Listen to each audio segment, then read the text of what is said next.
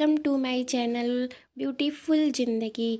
Please subscribe my channel friends. आज की कहानी है ननद भाभी की कहानी। आइए देखते हैं क्या होता है इस कहानी में। फ़ोन की घंटी बजती है और रोशनी फ़ोन उठाती है। हेलो कौन? सामने फ़ोन पर रोशनी की भाभी रितिका थी। रोशनी और रितिका ननद भाभी कम दोस्त ज़्यादा थीं। रितिका ने फ़ोन पर कहा, रोशनी मैं कल तुम्हारे घर आ रही हूँ। तुम हमेशा शिकायत करती थी ना भाभी आप मेरे घर नहीं आती हो, इस बार पक्का आ रही हूँ।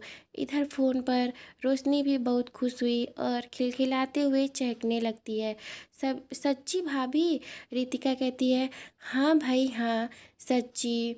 और दोनों फ़ोन रख देती हैं। अगली सुबह रितिका अपनी ननद रोशनी के घर आती है और रोशनी अपनी भाभी को देखकर झूमने लगती है। काफ़ी देर तक दोनों अपनी पुरानी बातें कर रही थीं और साथ ही साथ दोनों घर का काम निपटाने लगती हैं। शाम के वक्त रोशनी के पति ऑफिस से घर आते हैं और रितिका को देखकर वह भी बहुत खुश होते हैं। रितिका और शरद एक दूसरे से बात कर ही रहे थे कि शरद को देखते ही रोशनी के चेहरे का नूर उड़ जाता है। वह शरद को देखकर खुश नहीं होती। आखिर क्यों? रात में सभी लोग डिनर ख़त्म करके सोने की तैयारी करते हैं। थोड़ी देर बाद शरद जी अपने दूसरे रूम में चले जाते हैं। रोशनी और रितिका दूसरे रूम में। ऐसा ही क्रम लगभग दूसरे दिन भी चलता रहा। रितिका ने दूसरे दिन भी शरद और रोशनी को अलग अलग कमरे में जाते हुए देखा। तब रितिका को लगा कि शायद मैं घर पर हूँ, इसलिए शरद जी अपना रूम छोड़कर दूसरे रूम में सोने चले जाते हैं। इस बार रितिका रोशनी के घर काफ़ी दिनों के लिए आई हुई थी। इस दौरान रितिका ने देखा कि रोशनी शरद जी से ज़्यादा बात भी नहीं करती। पर क्यों?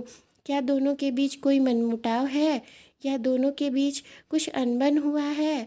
रितिका ने रोशनी और शरद के रिश्ते के बीच के तनाव को अच्छी तरह भांप लिया था। और एक दिन रितिका ने रोशनी से पूछ ही लिया, रोशनी तुम्हारे और शरद के बीच सब कुछ ठीक चल रहा है ना? तुम बुरा मत मानना, मैंने जो महसूस किया है वह क्या सच है? तुम दोनों के बीच कोई बात हुई है क्या? तब रोशनी ने शरद पर नाराज़गी जताते हुए कहा कि भाभी आप शरद की बात मत ही करो तो अच्छा रहेगा। हाँ सच है यह बात, हम दोनों के बीच दूरियां काफ़ी बढ़ गई हैं। तब रितिका ने कहा क्यों? तब रोशनी ने कहा भाभी अभी कुछ महीने पहले मेरी तबीयत ख़राब थी। उस समय मुझे देखने मेरी जेठानी जी आई थीं।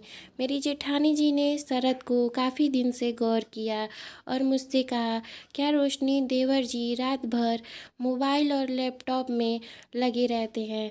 तुम कभी देवर जी का मोबाइल चेक नहीं करती क्या? पता है ना तुम्हें इतनी ढील नहीं देनी चाहिए। मांगो जरा मोबाइल देवर जी से। तभी मैंने जेठानी जी की बात सुनकर शरद से मोबाइल मांगा और शरद ने तुरंत ही मोबाइल का पासवर्ड खोलकर मुझे दे दिया और मैंने शरद का मोबाइल देखना शुरू कर दिया। तब तक सब कुछ ठीक चल रहा था, लेकिन उसके बाद जेठानी जी ने फिर मुझसे कहा, तुम देवर जी के मोबाइल का पासवर्ड नहीं जानती क्या? पर क्यों? ये तो सरासर तुमसे चोरी हुई ना। आखिर तुम दोनों के रिश्ते के बीच ये मोबाइल का पासवर्ड क्यों है?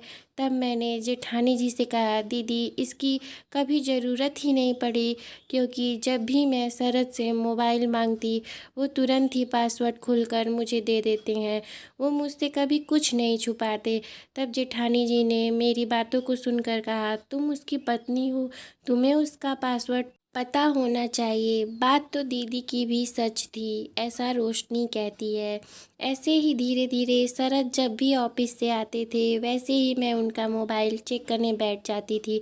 शरद को देखते देखते गुस्सा आ गया और वो कहने लगे, रोशनी क्या मैं तुम्हारा मोबाइल कभी चेक करता हूँ? मैं तो तुम्हारा मोबाइल कभी नहीं चेक करता। तभी हम दोनों की बातें बहुत बढ़ गईं। तब से ना मैं शरद से बात करती और ना ही शरद मुझसे। इतना सब सुनने के बाद रितिका ने रोशनी को समझाया कि रोशनी यूं ही किसी के कहने पर शक मत पाला करो, और तुम्हारी जेठानी तो स्वभाव से ही शकीली हैं। उन्होंने तुम्हारे अंदर शक का बीज बो दिया और बढ़ते हुए वक्त के साथ तुम्हारी बढ़ती हुई शंकाओं को साथ ही वह शक का बीज भी अंकुरित हो गया और तुमने अपने खुशियों में आग लगा लिया और शरद ने तुम्हें टाइम देना बंद कर दिया। सोचो रोशनी, अगर शरद तुम्हारे साथ ऐसा ही करते तब तुम क्या करती। रितिका की बातें ख़त्म होने के बाद रोशनी ने रितिका की एक एक बात पर गौर किया और अपने पहले के पलों में खो जाती है। उसे वो सारे पल याद आ जाते हैं जब शरद रोशनी को समय देता था। तब रोशनी कहती है, शायद मेरी ही गलती है, मैंने ही अपने और शरद के रिश्ते के बीच के तनाव को पैदा किया। शायद भाभी ठीक कह रही थी। और ऐसे ही रितिका ने रोशनी को समय रहते रिश्तों का एहसास कराया और कुछ ही दिनों बाद रोशनी ने अपने और शरद के रिश्ते को संभाल लिया। धीरे धीरे दोनों ही पहले की तरह खुश रहने लगे। Thank you for watching, please subscribe my channel friends. तो यह कहानी शक पे आधारित थी। हमें कभी भी किसी पे शक नहीं करना